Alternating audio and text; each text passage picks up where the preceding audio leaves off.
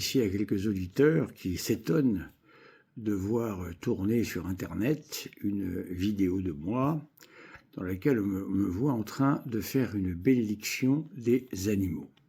Alors je dois m'en expliquer. Ce qui est extrêmement curieux, c'est que des bénédictions d'animaux dans les églises, cela se pratiquait couramment au Moyen-Âge. Faut-il rappeler ici que les sacramentaux que j'utilise ont été donnés par saint François d'Assise et ils ont reçu la permission pontificale et épiscopale de l'époque. Premièrement, donc ce phénomène n'est absolument pas nouveau. Il faut se souvenir qu'avant la France était rurale. Vos abbés, je pense aux célibacantistes et à ceux qui ne fréquentent que la messe de Saint-Pie V, vous ont habitué à une messe célébrée de manière extrêmement austère dans des églises généralement de ville, bien sûr. C'est oublier ce qu'étaient les messes au Moyen-Âge, par exemple. On en a des échos. Si l'on a gardé les cloches, hein, les carillons qui nous permettent de savoir à quel moment il y a les moments importants de la messe, l'élévation en particulier, c'était parce que des gens rentraient et sortaient sans cesse dans les églises. Hein. Ne croyez pas qu'on était assis bien pieusement, ça c'est une vision du XIXe siècle. Mais dans les campagnes, ça ne se passait pas comme ça. Il n'y avait pas qu'une seule façon de dire la messe, vous l'imaginez bien. Il se trouvait qu'il y avait les messes de province, de campagne, et les messes parisiennes, ou des grandes villes. Évidemment, les réalités étaient loin d'être les mêmes. Alors il y avait ce qu'on appelait la liturgie, et il y avait ce qu'on appelait la paraliturgie, qui se faisait autour de la liturgie. Bon, mais ça se faisait au même moment, de toutes les façons. Est-ce que ceux qui sont apparemment experts en tout, en histoire de la liturgie, en toutes sortes de choses, ceux-là se souviennent-ils que s'il y a le lavabo qui permet aux prêtres, justement, alors maintenant avec quelques gouttes d'eau, de se laver les mains, ce n'est pas un signe de purification rituelle. C'est parce que le prêtre, avant, et encore peut-être dans certaines campagnes, mais je ne crois pas, recevait des fidèles des animaux, des poules vivantes, qu'il recevait pendant la messe, bien sûr. C'était pour montrer que l'on offrait au Seigneur des réalités de ce monde. Une poule, ça se mange, voilà. Donc il faut sortir de cette vision très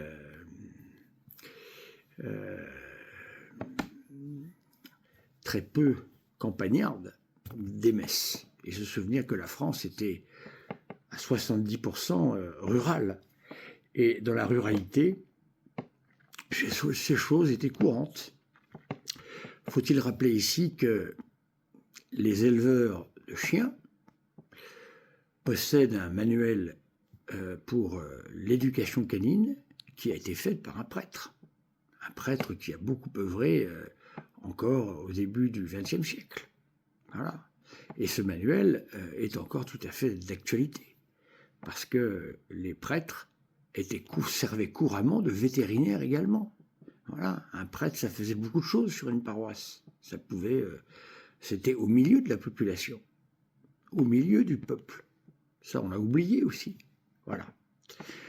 Alors évidemment, aujourd'hui, avec nos visions citadines des choses, et la messe Saint-Pie V qui est expurgée de toute réalité villageoise, par exemple, hein, qui entrait. Pensons aux kermesses, par exemple. Les kermesses, moi, j'ai bien connu dans certaines paroisses, même parisiennes encore. Hein. La kermesse, on se permettait certaines choses qu'on ne faisait pas le reste du temps. Voilà. Ceci étant dit, beaucoup de points à dire hein, sur cette chose-là. Ceux qui me disent qu'ils sont choqués, déjà, vous êtes choqué pourquoi? Est-ce que vous êtes choqué parce que vous pensez que les animaux n'ont pas leur place dans une église? Pourquoi? Ils sont impurs, parce que pour ne pas avoir sa place dans une église, il faut être impur. Les animaux sont-ils impurs? Est-ce que, par exemple, faire entrer un chien d'aveugle avec sa propriétaire dans une église, est-ce que c'est un péché? C'est marqué où, dans quel catéchisme?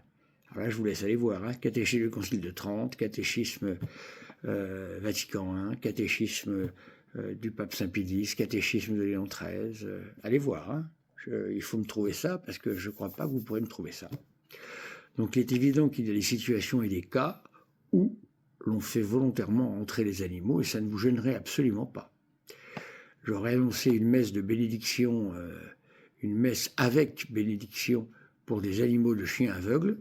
Je ne crois pas que vous auriez été gênés, mes amis. Alors, vous me dites donc que c'est impur. Il faut m'expliquer pourquoi les animaux sont impurs. Voilà. Vous avez une vision extrêmement bourgeoise de la pratique catholique. Alors donc, les animaux ne sont pas des êtres impurs. Si l'on est juif, oui. Si l'on est musulman, oui. Je suis obligé d'éduquer les musulmans sans arrêt sur cette question. Ils sont effrayés dès qu'ils voient mon chien. Je suis obligé de leur expliquer. Et d'ailleurs, ils comprennent. Je leur dis, mais mes amis, vous êtes, c'est de la superstition en fait. Hein. Vous êtes affolés par mon chien. Vous dites qu'il est impur, d'accord? Est-ce que Dieu peut créer des êtres impurs? Ils ne me répondent pas, parce qu'ils savent bien que c'est pas possible. Donc évidemment qu'il faut nous souvenir que, comme saint François d'Assise l'a relevé à son époque, hein, vous savez, il y a beaucoup de choses qui ne se faisaient pas, qui se sont faites à partir de saint François d'Assise. Eh bien, il faut se souvenir que les animaux font partie à plein de la création. Les animaux sont nos amis. Les animaux sont utiles dans plein de domaines. Faut-il se souvenir que les chiens sont très présents dans les armées? Faut-il se souvenir que les chiens sont médaillés? Est-ce que vous le savez ça? On donne des médailles à des chiens. Et oui, au GIGN par exemple, on donne des médailles à des chiens. Dans tout ce que l'on appelle les troupes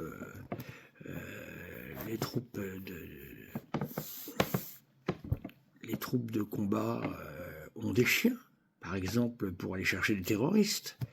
La police a des chiens, le GIGN, la gendarmerie a des chiens, la police a des chiens également, a des chiens pour toutes sortes de choses. Donc, vous comprenez que les animaux, et les chiens en particulier, sont une réalité très importante de nos vies. Il y a les chiens d'avalanche, les pelotons de haute montagne à Chamonix et autres ont des chiens d'avalanche. Et combien de chiens ont sauvé la vie des hommes? Je vous invite à aller voir sur YouTube, sur Internet, je vous mettrai quelques images là, le nombre de chiens qui sont en tête dans des processions militaires, dans les défilés militaires, pardonnez-moi. Ça montre bien que c'est une réalité à part, les animaux. Bien sûr, ce sont nos amis et ils sont à plein dans nos vies. Il nous a fallu des millénaires pour faire des chiens ce qu'ils sont aujourd'hui, à partir de loups. Voilà. Donc en fin de compte, honorer des chiens, même dans une église, c'est aussi honorer l'action des hommes. Et cette action, c'est Dieu qui nous l'a permise. C'est honorer Dieu comme créateur des animaux qui nous enchantent durant notre vie. Donc il faut se souvenir de tout cela. Voilà, nous ne devons pas être choqués par la place d'animaux dans les églises. D'ailleurs, c'est très français, ça. Hein. Allez en Italie, vous verrez que ça ne se passe pas comme ça. Deuxièmement,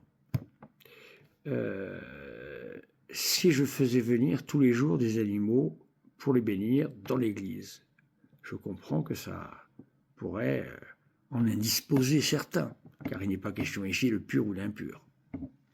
C'est une question simplement de bonne tenue bourgeoise. Voilà, c'est tout, hein, cherchez pas plus loin. Mais je fais ça une fois par an. Je suis dans une église qui s'appelle Saint-Roch. Voilà. Même si j'ai fait ça dans d'autres églises. Mais pour l'histoire, est-ce que vous connaissez l'histoire de Saint-Roch? Eh bien, Saint-Roch a été guéri de la peste par les chouilles d'un chien, il faut dire ça comme ça. Et ce chien lui amenait tous les jours eh bien, un pain à manger.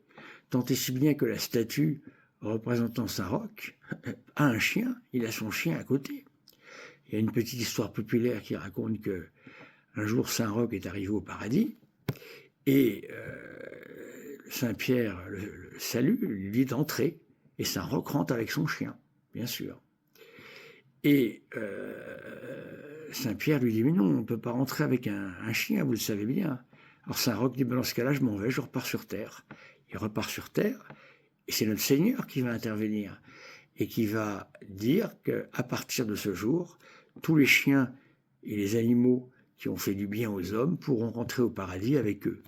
Petite histoire datant du Moyen-Âge. Voilà. Donc vous voyez qu'on n'était pas aussi puritains qu'aujourd'hui. Aujourd'hui, nous sommes des puritains. Hein, là où il ne faut pas d'ailleurs. Hein, parce que si on était aussi puritains sur l'état de notre cœur, hein, encore une fois, ce n'est pas ce qui rentre dans la bouche. Hein, ce ne sont pas les réalités extérieures qui sont impures. Voilà, c'est ce qui sort du cœur de l'homme. Or, j'ai toute ma vie eu un chien. Je peux vous dire que, comme disait un grand auteur du XIXe siècle, un chien, c'est un cœur avec du poil autour.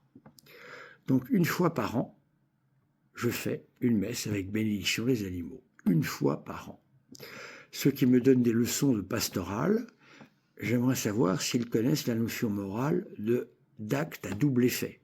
Voilà, c'est ce dont je me sers pour savoir si je peux faire telle ou telle chose. C'est une manière catholique de faire, mes amis. Voilà, donc écoutez, encore une fois, il y a bien des sujets sur lesquels il faut se scandaliser sans aller chercher nos amis les animaux. J'aurais fait une messe réservée au GIGN avec leur toutou, personne n'aurait été choqué. Alors évidemment, les chiens ne sont jamais montés à l'autel. Ça, c'est la vidéo, parce qu'il s'est trouvé qu'après la messe, hein, puisque nous avons nos hôtels Saint-Pie V, le sanctuaire est Saint-Pie V, il est fermé, il est clôturé. Et devant, il y a un espace qui n'est pas l'espace liturgique à proprement parler. Et effectivement, il y a quelques chiens qui ont pu rentrer ici. La propreté, mais les saletés qu'on trouve dans les églises, ce sont des saletés d'hommes, ce ne sont pas des saletés de chiens, jamais. En aucun cas, en aucune façon, je peux vous le dire. Aboiement, quelques-uns, c'est leur manière de parler. Et alors, si j'ai pu faire plaisir à quelques vieilles dames qui, pour une fois, ont pu rentrer avec leur petit animal, hein, des vieilles dames qui sont seules, que tout le monde abandonne, c'est une réalité humaine, ça. La religion catholique est une religion humaine, hein, divino-humaine, bien sûr, mais la réalité humaine doit être prégnante. Vous souvenez-vous que la noblesse a le droit de rentrer à cheval dans une église? Vous n'en souvenez pas de ça? Donc ça montre bien que le Moyen-Âge était beaucoup moins puritain que vous n'êtes. Voilà la question. Donc mes amis, écoutez, voilà ce que j'ai à vous dire. Si vous avez des questions, je n'hésiterai pas à répondre, mais gardez vos scandales pour des choses beaucoup plus graves que cela. Je rappelle que nous sommes dans un pays où il y a de très nombreux sujets de se scandaliser, sans aller chercher ici de quoi se scandaliser à tort. Voilà, alors renseignez-vous, le bestiaire, hein, fait véritablement partie de la vie chrétienne. Il y a des animaux plein la Bible. Voilà. Merci mes amis.